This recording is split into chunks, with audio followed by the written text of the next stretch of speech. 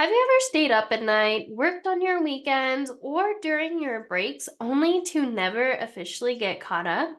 Well, this is exactly how my first few years of teaching went.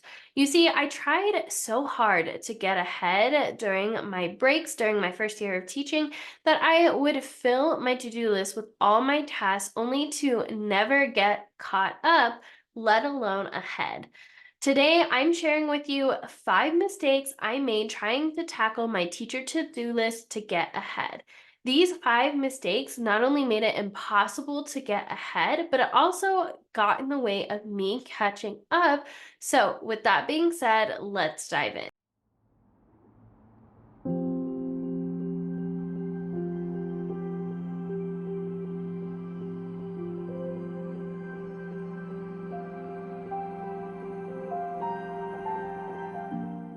The first mistake I made when it came to my teacher to-do list was I had too many tasks a day. You see, at the time, I would use 2 to 3 sticky notes and for my to-do list because I was really bad at writing in my planner. And I would write front and back 2 to 3 sticky notes a day full of tasks I need to get done that day. And I would even list, because I heard once that you should list everything that you naturally do, like brushing your teeth, getting dressed. But here's the thing, I would spend my entire day trying to catch up and get that to do list done, that by the end of the day, hardly any tasks were crossed off, and I never felt caught up. In fact, I always felt defeated because I still had 20 plus things on my to do list. And on top of that, when anything came up, I would just add it to that day's to-do list. So my 2 to 3 sticky notes at the end of the day would eventually turn to 4 or 5. And to say I was mentally and emotionally exhausted would be an understatement. So at the end of the day, when you have that many tasks to do, it really zaps your energy. And it's really hard to set yourself up for success when you have more tasks than you can feasibly do within a day. So here's what I recommend to do instead. Instead, try to have a list of no more than 3 to 5 get to dos. Now, I used to talk about having must do's and may do's, but here's the thing, when you say something you must do it kind of has this draining energy. But if you talk about it like you get to do it, it has a much more uplifting energy to it. So that's why I shifted it from must do's to get to do's. But regardless, now I have lists no more than 3 to 5 get to do's. And the reason that you do it this way is it's not enough. Then you can always add a may do side, like I talked about earlier. And once I get the get to do list done, I can then go to the may do's and finish those tasks. So at most, I recommend no more than 6 to 10 tasks to complete each day. And the reason for this is it's way more manageable energetically and emotionally. And when you set an amount that you can actually accomplish, you're going to feel that much more confident and proud and successful in your teaching career. So that's why I recommend, instead of having too many tasks a day, anywhere from 10 to 30 tasks, try to keep it below 10. So that is the first mistake I made when it came to getting ahead on my teacher to-do list. Now let's talk about the next mistake I made, which was I would write my to-do list that same day. So every morning I would show up in the morning, I would drive in, and I would write down my to-do list before my students came in the door. But the problem was, whenever I ran late, I would end up writing my to-do list during my prep, and that would take 10 to 20 minutes when I was writing 2 to 3 sticky notes at a time of my prep that I didn't actually have to give, and it would put me that much more farther behind. So instead, this is what I recommend to do. So instead, what I recommend doing is to have a closing out your day routine. Now, your closing out your day routine is a great way to properly close out your day. That way, it's much easier for you to transition from teacher to dog mom to awesome wife, family member, whatever you have going on outside of school. But regardless, when you wrap up everything, it kind of gives an endpoint to your work day. That way you're not tempted to bring a bunch of work home and to think about your day because you don't feel prepared for tomorrow. Instead, it wraps everything up nice and neat. That way, when you walk in, you feel like you're already ahead and ready and setting yourself up for a successful day. So you might be wondering, what does my closing out the day routine look like? Well, typically it looks like checking my email and getting my inbox to zero. Now, I will talk about this later. If you want to learn more about it, make sure to comment or send me a DM if you want to learn more about this. But what I do is I have different labels in my inbox and I drag and drop everything once I complete it. And if it isn't complete, I leave it in my inbox and it's unread and I can see how many things I need to do in my to-do in my inbox. But regardless, this is one of the things I do to close out my day, and I make sure that my inbox is at zero. I don't take a ton of time doing this. Once you do it once and you have the system in place, it takes anywhere from 5 to 10 minutes depending how many emails kind of gathered throughout the day. So that's the first thing that I do. The second thing I do to close out my day is I like to use Class Dojo with my families when it comes to communication, because it's a great way that we can send text messages or pictures, and I can actually schedule out weekly or daily reminders on events coming up. But I like to check my family communication and respond to any messages I got from families for that day. This is a great way to make sure I'm not staying up at night thinking, oh my goodness, I forgot to respond to that person. This is just naturally built into my closing out the day routine. That way I can spend my afternoon not worrying about some family communication that I forgot to follow up on. So that's the second thing I like to do on my closing out the day routine. The third thing I like to do is I like to look at my to-do list. So for making a to-do list for the next day, I actually recommend looking at any tasks that you didn't get done the day before. So for example, if it's the end of the day today, I'm going to look at my to-do list, and any tasks that I didn't complete today, I'm going to roll over to tomorrow. That way I can come in knowing exactly what I need to get done, and there's no stress in the morning on writing out my to-do list. So this also helps leave a school day with a sense of closure, and I feel prepared for the next day. Rolling over any to-do list, I'll come up with any tasks, I'll roll that over to my get to do side. I typically do a T-chart on a sticky note or in my planner. I use a happy planner that I absolutely love. Let me know if you want more content on how I plan out my days and weeks, and I'm happy to create more content around that. But I roll over any task I didn't get done today, and then if I have more spots, maybe 2 more spots, then I will pick other tasks that I get to do for tomorrow, and then I'll add maybe 3 to 5 may do's if I finish that list. So that is the second mistake I made when it came to getting ahead on my teacher to-do list. The third mistake I made when it came to getting ahead on my teacher to-do list was I didn't group tasks or theme days. So this is what I like to refer to as batching. So the reason that I started this was honestly because of my business and my side hobby and business that I do serving new teachers online and sharing with my community. But this originated from the idea that it takes up to 7 minutes to refocus when you task switch. So that's when maybe you are writing an email and then a student comes in during your prep and asks for something. It's going to take you 7 minutes when you come back down to sit to refocus on that task that you were doing and give it 100% of your focused attention. So when you task switch or do different tasks, like I said, it can take up to 7 minutes. And when you add that or accumulate over the day, that takes a lot of time.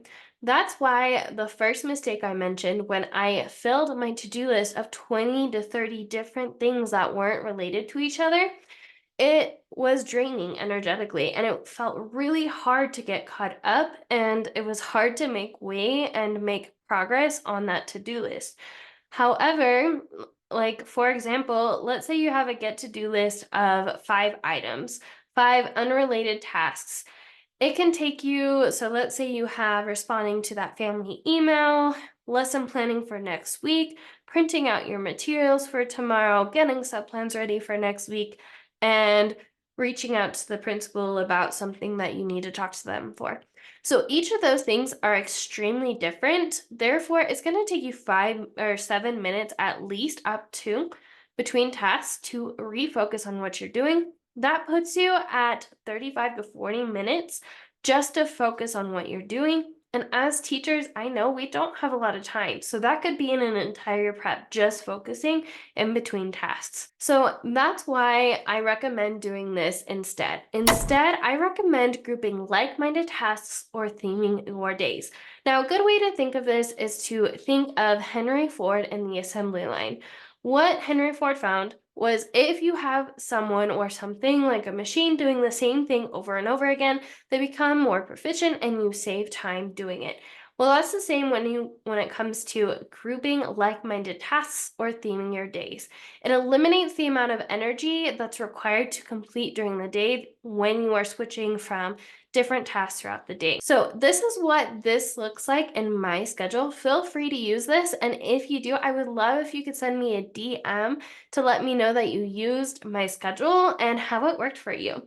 So this is what my typical week looks like is I pick a theme for each day.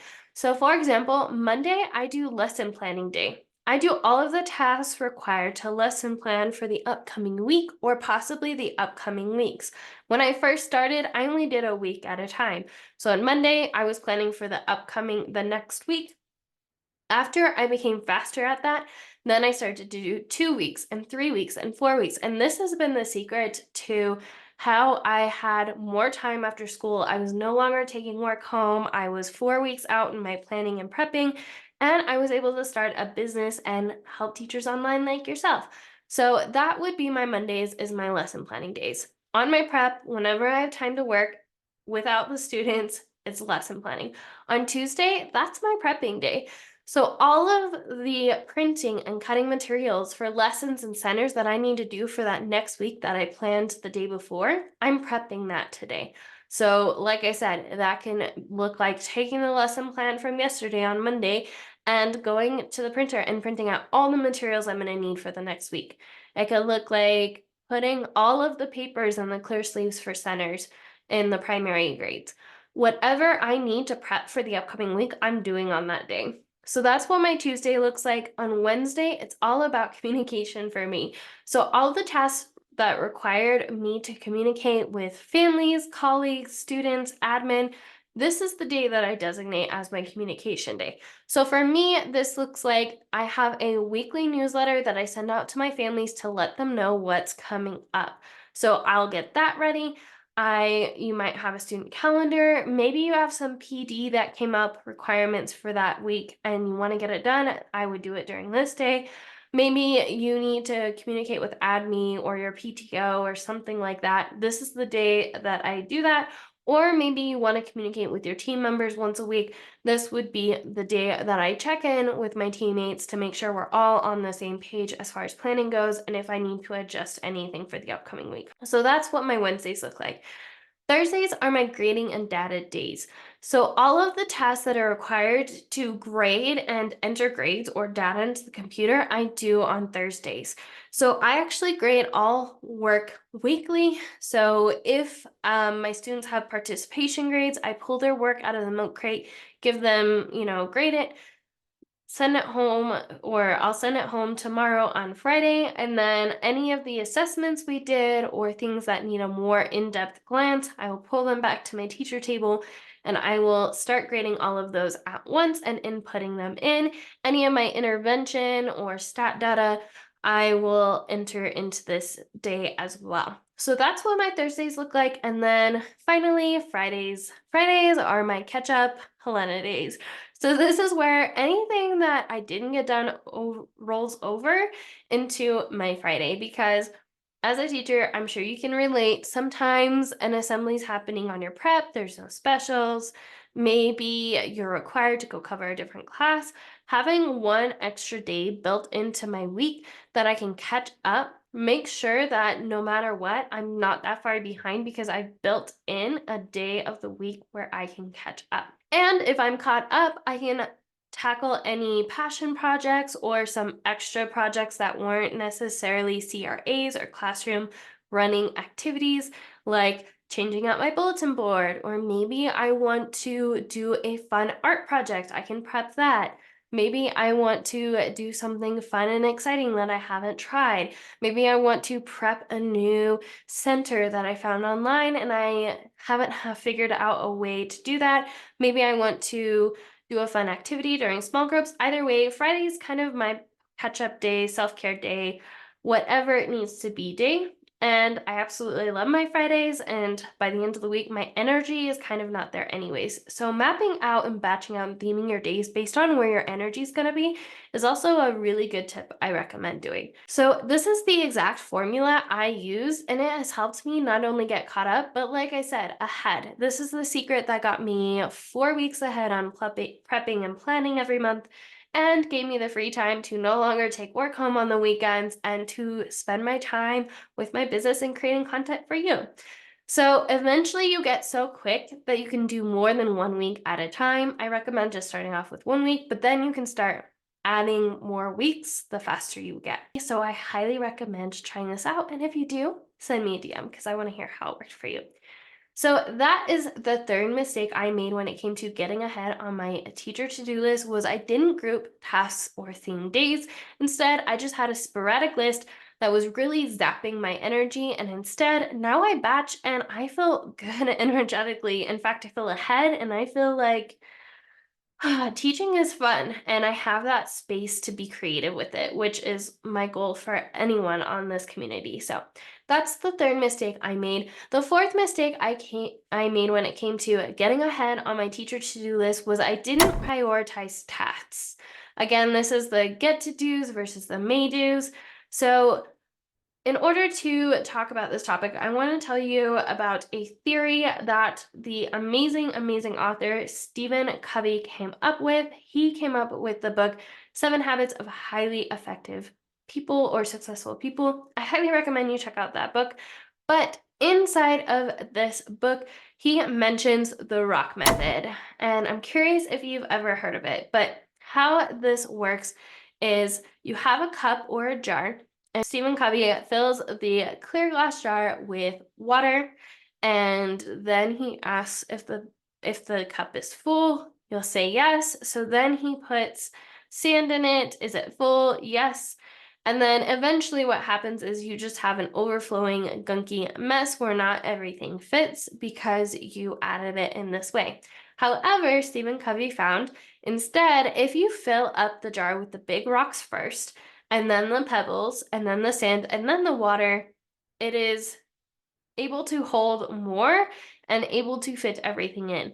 So the whole goal or the theme around the story is put the big rocks first. In other words, put the main priorities on your to-do list first. Prioritize your life, and you're going to be able to serve more and do more and be more successful in your life. So, what does this have to do with prioritizing your teacher to-do list? Well, if you prioritize everything like big rocks and then you put them first in your cup, it's going to make things you able to fit more in your cup. Whereas if you're putting the smaller things in there first, it's going to overflow and it's going to lead to burnout. So the truth is, back in the day, I wasn't doing this. I was putting everything on my to-do list and considered everything essential, which looked a lot like the first part of the experiment where everything was overflowing and just kind of mixed together. But this led me to feeling like everything was catching on fire. Like I was constantly putting out fires all day and just mentally and emotionally exhausted. I remember coming home and thinking, if someone asked me to do one more thing, I might cry. That's just honestly how I felt at the time. However, when you learn to prioritize your tasks, you can show up with much more relaxed energy, and teaching gets to be fun, and it gives you that freedom and that space to be more creative and make it your own. So you might be wondering, how do we do this? What do we do instead? Well, the way that you accomplish this is you have to make a list of what your classroom actually needs to run. So think of these as the major necessities for your classroom to keep going. So in order to figure that out, what tasks are needed to actually keep your classroom running, I want to invite you to set a timer for 5 minutes and write down or journal on what your classroom actually requires to run. Meaning, if this doesn't get done, the world's on fire and it's going to cause a whole lot of stress and it's just not going to be fun for me. So, what tasks, if you didn't do all at all for a month, would your classroom just fall apart? So, I did this activity and I actually call these tasks that I'm referring to as CRAs or classroom running activities. And the whole point is of this is if I achieve nothing else during the week but these CRAs, my classroom is in good hands, meaning it's going to be running smoothly and I don't have to worry about anything else. So here's a list of some of my CRAs or classroom running activities that I have in my classroom to keep it running. So the first one is lesson planning, prepping, grading, communication. So you might have noticed that these match the theme days that I talked about earlier, and you caught on. I did that on purpose. So I do those things first every single week. If I do nothing else but those things, then I'm in good shape. Everything else is kind of just extra stuff that isn't required for my classroom to run. Does that mean I don't do anything else? Oh, heavens, no. But those are my main priorities or my classroom running activities. When I have those done, I have more freedom and space to do things like to update my bulletin board or to create a new activity on PowerPoint for my kids or Google Slides. You get the idea. But what are your classroom running activities? Take some time to write down the major things you need to do each week and theme out your week around that. So that was the fourth mistake I made. Now let's talk about the fifth mistake I made when it came to getting ahead on my teacher to-do list. And that was I tied my worth to how much I crossed off my list. So, mental thing for sure. But the biggest mistake I would make as a new teacher was I would tie my worth to how hard I had worked and how far I got on my to do list that day. And here's an unpopular opinion about society. Society loves when you work hard. And this is true as someone who school came to me naturally. I can tell you firsthand, you feel like you're cheating or it's wrong if something comes easy to you or you find an easier way to do things. You might consider yourself a cheater, a liar, cutting corners. If they're struggling, I should struggling. But here's the truth. In my opinion, there are three types of teachers. There's the type A teachers who love everything neat and in their spot. They are super organized and super ahead on everything. There's the type B teachers who are the organized chaos or lovers. They love working close to deadlines. They choose fire, as my husband says, and they have their own system. It might be a little chaotic to the average person looking out, but they pretty much know where things are. And then here's the truth. I never felt like those teachers. When I discovered that there was an actually type C teacher, I was ecstatic. So, type C teachers are those teachers who aren't organized like type A, but they don't like the organized chaos like type B. Enter the type C teacher. The type C teacher is the teacher who feels like there's an easier way to go about teaching and they want the short, lazy way to do things. And if that is you, you're in the exact place you should be because I'm the exact same way. What I'm saying is your worth does not need to be tied to how much you get done in a day. It doesn't mean that if you didn't struggle and everything comes natural to you or you find a way to make things easier, that doesn't make you a cheater. I used to spend my days agonizing on how many tests I got done, how many I didn't get done, and if there were more tests that I didn't get done than I got done, or heaven forbid I didn't get everything done, then I felt like a failure. The truth is, there's a better way, and your worth isn't tied to your to do list. So if you are struggling with this, here's something to try instead. Separate your identity from the outcome. No matter how much you got done on your to do list, you are still amazing. You are still a great teacher. You are still changing lives every day. And to be completely honest, your students aren't even noticing half the stuff on your to do list and you still made an impact when you were there with your students. So, I want to invite you to show yourself unconditional love through this profession. Remind yourself that my best is enough. Every day that I show up and do my best, whether it's 100, 110%, sometimes 20%, 10%, as long as I'm doing my best, that is enough. And that I love myself regardless of how much I get done today. Regardless if I am successful, regardless if I make a mistake or a failure, I still love myself and who I am. And the third thing, every day I make an impact. Now, something that's been extremely eye opening for me with my new position on going into different classrooms and working with many teachers online is as a teacher, and I caught myself doing this too, it's hard to see the changes in the growth your students are making, but I promise you, the growth is astounding. The teachers, every teacher I go in, the first week of school and to the last week of September or August, whenever you start school, the change is astounding, and I promise you the same is in your class too. Every day you're making an impact, especially on those days that you don't feel like you are. So that wraps up the different mistakes I made when it came to getting ahead on my teacher to-do list. So as a recap, the first mistake I made when it came to my not getting done with my teacher to-do list was I had too many tasks assigned to me a day. The second mistake I made was that I would write my to-do list that same day and it would put me ahead. It wouldn't put me ahead, it would put me behind. The third mistake I made was that I didn't group tasks or theme days.